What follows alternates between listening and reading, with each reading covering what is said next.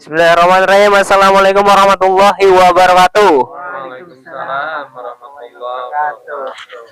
Alhamdulillah malam ini kita ngumpul bareng. Pada malam ini insya Allah cuaca bagus sih. Cuman kita nggak kemana-mana, di sini aja. Karena kan eh, lagi banyak tugas juga. Seperti mediatornya juga ada tugas.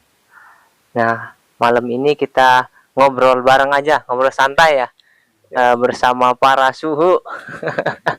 Para suhu, alhamdulillah semua dari berbagai daerah, berbagai wilayah, kita kumpul di sini jadi satu untuk menjalin silaturahmi, gitu, saling mengenal. Nah, kita perkenalkan dulu satu-satu. Mungkin sudah ada yang kenal, mungkin ada yang belum kenal gitu. Yang belum kenal, ya kenalkan dulu aja. Dari satu-satu dari pertama, Mas. Ya, saya Mas Nata dari Brebes.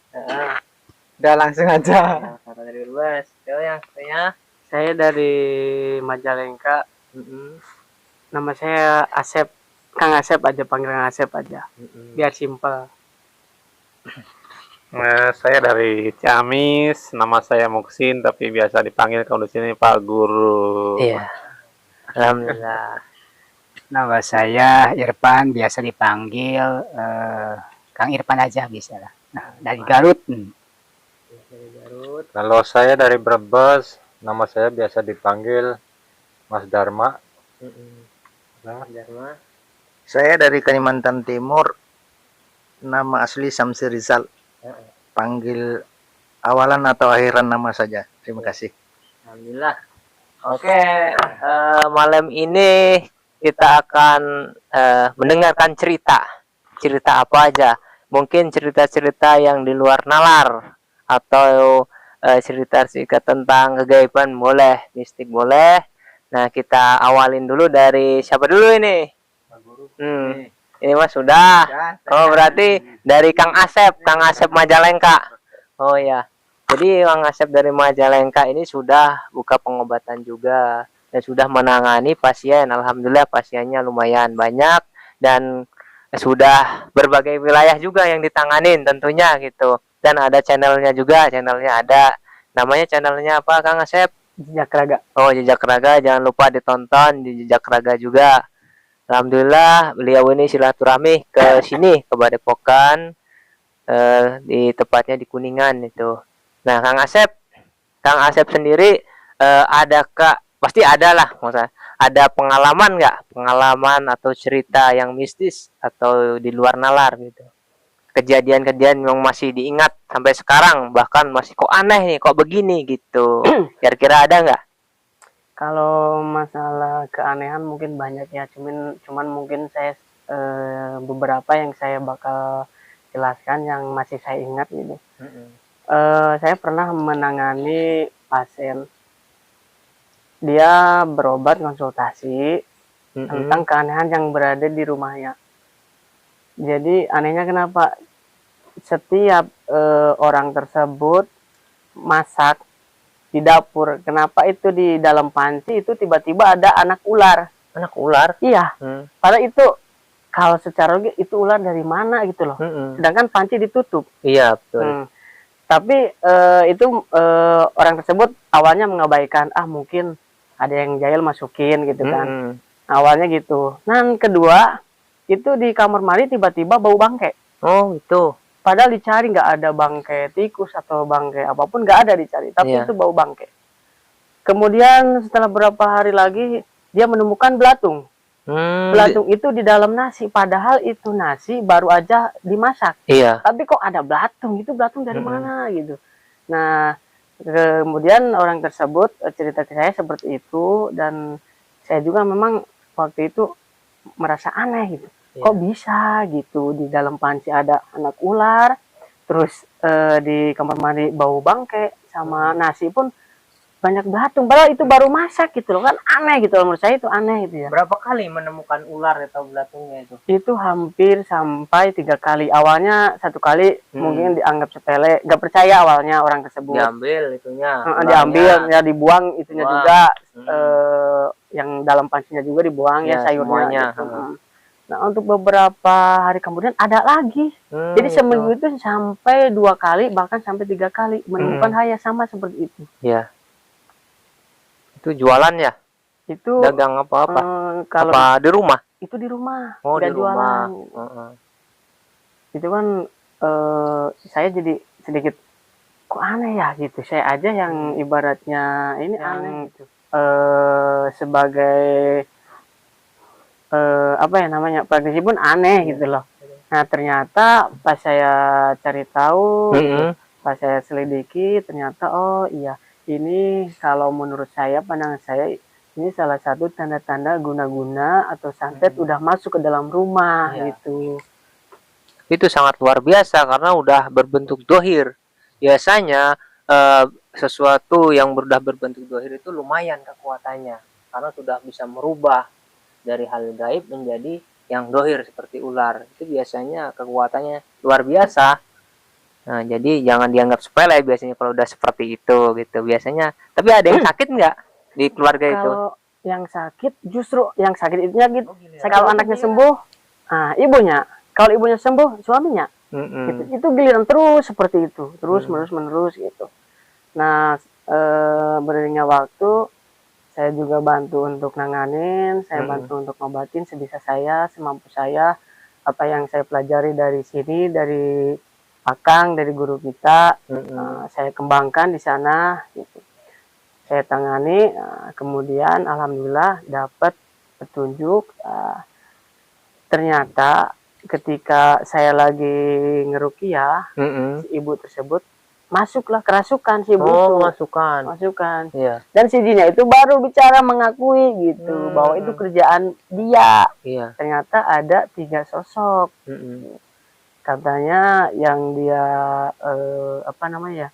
Dia itu disuruh memang ditargetkan keluarga tersebut untuk ingin dipecah belah. Gitu. Keluarga tersebut ingin dipecah belah, hancurlah mungkin gitu ya. Karena pengakuan si jin itu seperti itu, walaupun memang kita jangan percaya 100% apa yang katakan bangsa jin, tapi setidaknya ada sedikit informasi gitu. Dan ada buktinya juga gitu. Iya gitu. Dalam keluarga juga sakit-sakitan. Usahanya juga gimana itu usahanya, tentang usahanya? Usahanya itu jadi setiap mau merintis gagal.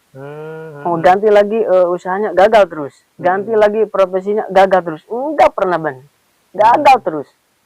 Awalnya seperti itu gitu. Cuman alhamdulillah karena saya pun ngobatin nggak cukup 1 kali. Iya, betul. Nggak cukup 1 kali. Nah, ini lumayan agak berat gitu. Kalau misalkan menurut saya, kalau misalkan cuman ketempelan biasa atau kesambat biasa mungkin 1 kali cukup. Tapi kalau udah masuk ke ranah teluh, guna-guna santet itu udah harus sampai 2 kali, 3 kali, bahkan harus lebih. Gak bisa cukup sekali. Itu menurut pandangan saya. Gitu. Karena memang udah bentuknya udah mendohirkan. Kalau udah mendohirkan itu memang beberapa tahap atau treatment beberapa, tidak cukup sekali. Kadang sekali bisa aman, nanti beberapa minggu bisa jadi ada lagi berapa bulan gitu. Jadi pengobatan juga harus bertahap gitu. Nggak bisa kayak sulap-sulap gitu. Jadi harus bertahap terus. Kalau ini hilang kadang-kadang kok nggak ada, mereka ngecek juga, ngecek ini kemana kemarin yang ini. Nah, oh nggak ada ini, kirim lagi. Kirim lagi, ya seterusnya gitu. Makanya ada yang apa misalnya berobat sembuh seminggu, 2 minggu atau 2 bulan kembali lagi gini lagi. Nah seperti itu karena mereka mengecek dan mengirim mata-mata, seperti ada yang mata-mata gaib lah, seperti itulah. Dan mereka melaporkan bahwa ini temannya kemana ya, misalnya kita kurung nih nggak ada, ya kirim lagi. Ini nggak mempan, cari lagi gitu. Jadi nanti cari lagi, cari lebih tinggi nah, gitu. Ya seperti itulah memang cara kerja santet atau orang-orang yang nggak suka itu melakukan hal apapun, nggak peduli uangnya habis, yang penting mah keluarga itu puas dulu, hancur semuanya, hancur keluarganya, usahanya, biasanya seperti itu karena mungkin ada suatu masalah, jadi seperti itu, dendam atau sakit hati biasanya. Ini wallahu alam, kebanyakan kalau seperti itu ya, banyak faktor atau masalah itu. Betul Ya. sekali, Mas Iko. Karena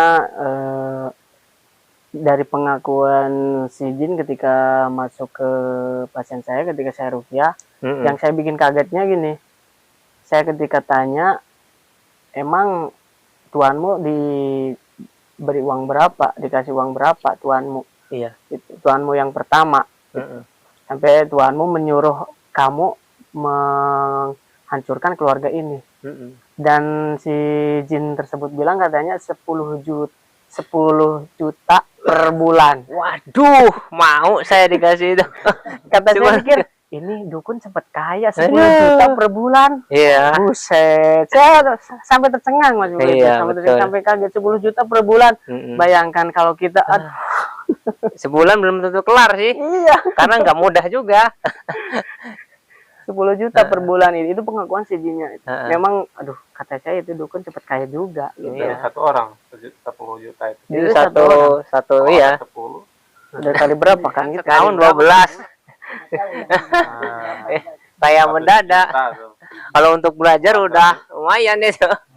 Untuk belajar ilmu keilmuan. Karena mungkin untuk kepuasan ya Mas Ya, Iko, betul. Puasan hati, gimana caranya orang itu jatuh, gimana caranya menderita biasanya, gimana caranya tersakiti itu. Biasanya mau tinggal dia pilih mau seperti apa, biasanya kan punya milih harus dibuat seperti apa gitu. Menderita dulu atau gimana gitu kan keluarga. Ya begitulah kisah kehidupan di dalam dunia pergaiban atau dunia nyata. Kadang itu nggak mempan pakai cara lain gitu. Betul. Kalau bergaiban ini kita pagernya kuat atau backingnya kuat, biasanya pakai cara lain. Banyak cara lain itu. Bisa dengan fisik ke fisik atau memanfaatkan orang, itu bisa. Sangat bisa sekali. Ya, gitulah kehidupan lah. Apalagi yang seperti kita. Banyak pasti gangguannya. Dari banyak musuhnya, orangnya banyak musuhnya. Terutama dari orang-orang yang berat tuh. Jadi seperti fitnah, adu domba, atau cemoohan dan lain-lain, pokoknya lah mungkin udah pernah merasakan yang praktek di sini gitu kan. Kalau saya kan belum, masih di sini. Mungkin banyak yang di sini udah banyak merasakan atau kejadian-kejadian nyata seperti yang saya ucapkan. Saya kan hanya belajar dari orang, oh begini. Jadi nanti ada pembelajaran buat saya juga tuh saat nanti ditempatkan di suatu wilayah itu. Tanggung jawab besar. Bukan hal mudah mencari ilmu juga. Susah, udah dapet juga. Susah juga mengaplikasikan. Ya gitu. Mungkin ada pengalaman apa lagi dah? Itu aja. Selain yang itu. Ada lagi, mungkin banyaknya, Nah, cuman ini, yang masih pengalaman saya ketika Terus aja. saya mau menangani salah satu pasien di salah satu daerah, tapi mungkin nggak saya sebutin ya, di salah satu daerah. Cuman di daerah tersebut katanya memang terkenalnya dukun santet gitu. Iya. Ternyata pasien saya memang kena gitu, kena teluh dan sebagainya gitu. Bahkan sampai gini yang herannya juga, itu ketika saya ke situ, kenapa orang itu bisa jalan tiba-tiba padahal itu lumpuh. Nah, terus ketika saya kira kan, oh ya udahlah, ini udah nih, udah Iya. ada baikan gitu. Saya keluar, saya pamit. Baru di tengah perjalanan nelpon lagi itu.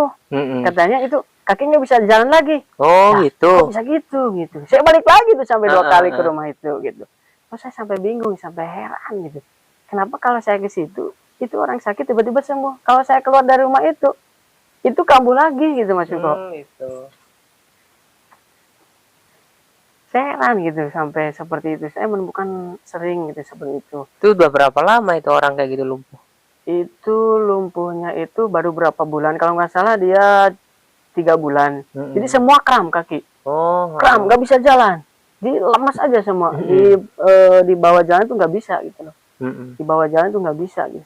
Yang anehnya gitu. Jadi kalau saya udah keluar dari rumah pasien tersebut, kambuh Bisa lagi, jalan. nggak bisa jalan. Tapi kalau saya datang lagi, baru bisa Datang jalan. kita nanganin nggak? Datang. Itu belum Oh, belum. belum nanganin justru. Makanya saya bingung, saya mau nangin gimana, Oh, orangnya iya, udah iya. sembuh gitu kan. Paham, Udah paham. bisa jalan gitu. Mm-mm. Aduh, ya udah saya pamit. Nah, terus tapi udah perjalanan sih ditelepon lagi. Heeh. Gitu. Ini katanya kakinya nggak bisa jalan. Ya, saya bingung dong. Ya, jadi saya terpaksa waktu itu ya udah, walaupun misalnya saya kedua kalinya datang ke rumahnya, balik Mm-mm. lagi, walaupun memang dia udah bisa jalan, saya obatin aja gitu. Iya. Karena saya udah Iya. masuk ke rumahnya kan gitu. Iya, betul. Jadi saya obatin di sana, ya sebisa saya aja yang saya tahu, yang pernah diajarkan di sini di Mm-mm. Padepokan ini, dengan cara meruqyah dan mengobatinya dengan versi kita Iya. gitu ya. Itu saya obatin itu. Setelah itu dengan berbagai cara dan berbagai doa gitu, Mm-mm. sudah saya lakukan, saya baru pamit Mm-mm. pulang. Nah, ketika pas pulang, itu pas nyampe rumah, mendengar ada suara aneh. Gitu. Iya. Ada suara aneh Di rumah itu di rumah atau itu. Hmm. Katanya ini di rumah ada suara ledakan di atas gitu. Oh, Pas gitu. dicek emang nggak ada. Mm-mm. Pas dicek nggak ada apapun, cuma suara ledakan. Ber. Mm-mm. Tapi habis itu gimana kondisi yang lumpuh itu? Habis itu Habis kita tangani. alhamdulillah. Jadi sedikit demi sedikit bisa berjalan. Mm-mm. Jadi memang betul apa yang dikatakan Mas Niko sama guru, memang betul. Kita mengobati orang itu nggak instan, nggak bisa Iya. sekaligus langsung sembuh, nggak bisa. Iya. Saya pun mengalami hal sering seperti itu. Jadi memang harus bertahap, Mm-mm. harus bertahap. Jadi ketika saya obatin pelan-pelan bisa dia jalan, Iya. gitu-gitu. Baru beberapa tahap, sering saya kontrol, sering saya cek. Baru lama-lama udah nyampe 2 minggu, baru dia udah bisa jalan merangkap. Memang tidak bisa sekaligus, itu saya Oh. alamin. Berarti kalau menurut saya itu biasanya ya, ini menurut saya ya. Jadi kalau sakit seperti itu biasanya dia pinternya kenapa? Ketika kita datang dia pergi. Ya itu, Kita kayaknya belum nanganin. Oh, dia tahu ini ada yang mau ngobatin nih. Kayaknya gitu, Mas Iko, benar. Nah, kita bingung, kok udah sehat. Ya udah kita pulang lagi. Nah, dia datang lagi gitu. Betul. Dia tahu dia ada kebaca, jadi ada dia tuh mempunyai sesuatu, jadi bisa kebaca bahwa ada orang yang ngobatin, dia pergi. Nanti orangnya pulang, datang lagi ganggu gitu. Biasanya harusnya memang kita harus tangan dulu, kita iniin dulu lah. Betul. Itu tadi kita proses. Nah, udah terproses kan dia nggak bisa masuk lagi gitu. Akibatnya dia mau masuk kan dia perlawanan. Dari perlawanan tadi kan ada reaksi ledakan. Nah, itu ledakannya itu kita sudah membuat batu benteng, dia nggak bisa masuk, akhirnya dia menyerang, timbulnya ledakan biasanya. Ya betul. Emang seperti ledakan itu setelah saya pagari itu rumah. Nah, itu pinter jinnya, tahu kalau ada yang mau ngobatin, dia pergi dulu. Kalau kita nggak ada pengalaman, ya itu nggak ditangan-tanganin gitu-gitu terus. Betul. Gitu kan. Balik lagi, bingung kitanya gitu kan. Ya capek. Kita pulang ditelepon lagi. Nah, ya, seperti itulah, memang ada bangsa jin yang bisa membaca kita juga gitu, bahkan bisa memanfaatkan yang ada gitu. Lumayan pengalaman Kang Asep ya, sangat banyak mungkin ya. Alhamdulillah sudah, yang penting mah praktek aja. Masalah bisa nggak bisa mah belakangan, sembuh nggak sembuh mah belakangan gitu kan. Karena bukan haknya kalau sembuh atau tidaknya ya, kita haknya adalah mengikhtiarkan, berusaha, membantu gitu. Yang penting mah praktek. Tapi kan banyak di luar sana kan, banyak emang nggak dikasih cara, kita pun nggak ada dikasih cara kan. Cara-cara begini nggak ada, kita menemukan setelah praktek itu tadi. Nah, praktek itu banyak ilmunya. Kita dikasih ilmu segini, ya kita praktekkan, nanti datang sendiri ilmu itu. Kalau kita diam aja, ada orang sakit kita diem aja, itu tetap segitu aja, nggak akan berkembang gitu kan. Kan banyak yang di sana, yang masih banyak alumni yang masih bingung karena nggak dipraktekin. Kan ilmu di sini mah dikasih ya udah, tinggal kitanya sebetulnya mengolahnya. Kalau mengolahnya kita hanya diem aja, malu, grogi, terus nunggu disuruh, Kita siapa? Kita bukan wali, ya kan? Kan orang nggak tahu kalau kita belajar kan, masa harus disuruh mas tolong ngobatin, nggak tahu. Makanya sekarang mah udah diperintahkan atau diinstruksikan ada guru pada kita semua bahwasanya kalau ada yang sakit kita menawarkan diri, itu menawarkan diri dengan cara baik, itu bukan sombong ya. Nah, bukan sombong kita itu menawarkan diri ya, kita kan namanya juga kita belajar mau mempraktekkan supaya ilmunya bisa bermanfaat gitu. Kalau kita cara orang dulu kan, orang dulu memang sakti-sakti, orang nggak tahu kemana kan pada datang. Kalau kita kan teriakatnya baru kemarin, masa harus kayak orang dulu kan susah ya, kayak gitu. Kalau orang dulu kan tanpa pakai YouTube, tanpa apa, tahu dari mana-mana, berbagai daerah juga datang, nggak kenal juga datang kan, bisa lewat mimpi, bisa lewat apa kan, kamu datang ke sana, nggak ada yang kenal gitu kan. Kalau sekarang kan zaman modern, jadi kita harus menawarkan diri. Itu aja sih, pesan dari guru bukan dari saya ya, saya juga nggak bisa bawa sama ya. Ada lagi nggak? Satu lagi mungkin, tuh satu lagi. Ya mungkin yang pengalaman yang ketiga ini agak sedikit membingungkannya gini Mas Eko. Iya. Ketika saya dipanggil ke salah satu rumah gitu, dan rumah tersebut ternyata sering mendengar suara di dalam rumah tersebut. Sering mendengar suara dan kadang sering manggil manggil nama. Manggil nama anaknya atau manggil nama ibunya, padahal itu nggak ada orang di luar. Iya. Tapi manggil nama gitu. Ya kan heran di situ. Terus orang rumah tersebut minta ditangani sama saya gitu. Terus saya datang ke rumahnya. Ya memang waktu saya di sana, waktu datang saya ke rumahnya, ketika memang saya lagi riado, saya berdoa, memang seperti ada suara yang memanggil gitu loh. Memanggil, bahkan sempat sampai ngomong gini, "Hey, kamu jangan terusin." Sempat saya diancam seperti itu. Gitu. Padahal itu ini suara dari mana gitu, saya nengok nggak ada ibaratnya. Nggak mungkin orang rumah menyuruh saya berhenti untuk ngobatin rumah tersebut kan gitu, nggak mungkin. Tapi saya mendengar jelas banget, jangan terusin kamu. Itu seperti itu gua. Ini kayaknya kayak ngalangin nih, kayak saya pikir seperti itu gitu. Ternyata memang orang rumah pun sama. Jadi orang rumah pun setiap malam sering mendengar suara yang manggil. Makanya kalau malam suka keluar ngecek, takutnya ada orang yang manggil, padahal memang gak ada orang Mas Niko. Itu manggilnya nama satu orang apa nama semuanya?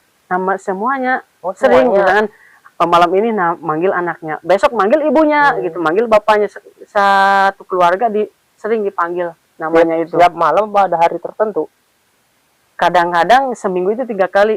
Malam Selasa, kadang-kadang malam Jumat sama malam Sabtu. Katanya itu yang seringnya seperti itu. Ya.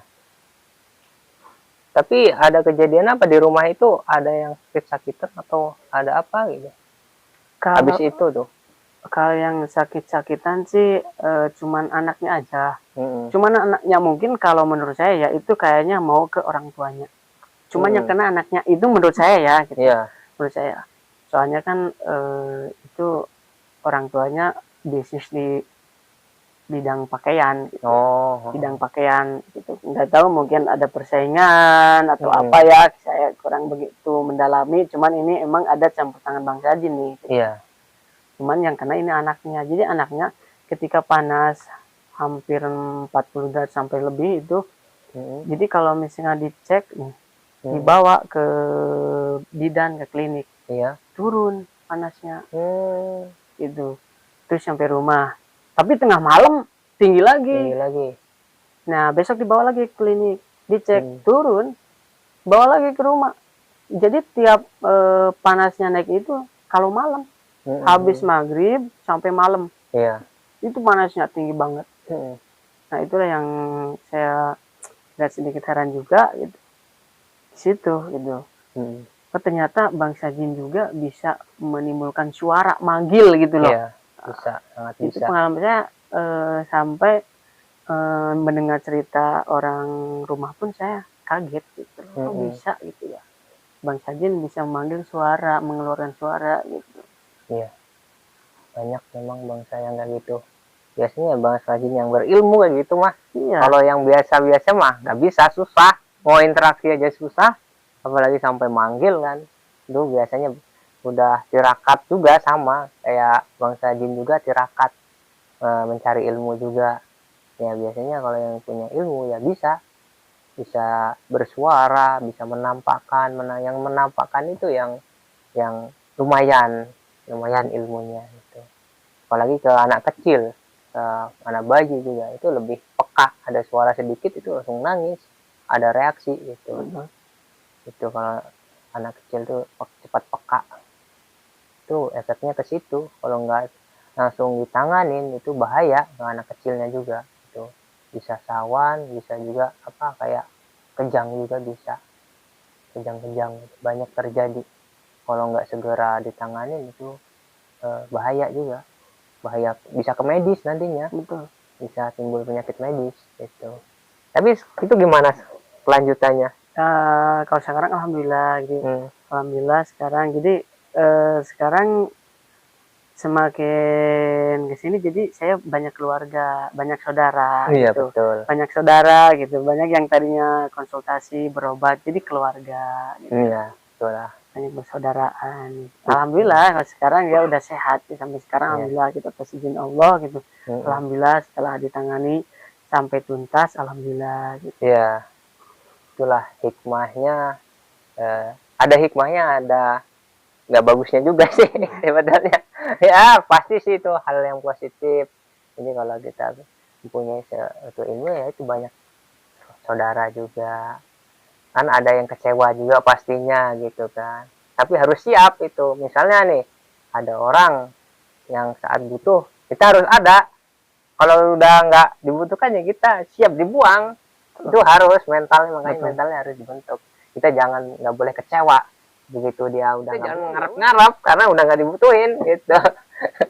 Itu udah pakemnya seperti itu. Jadi nanti jangan kecewa.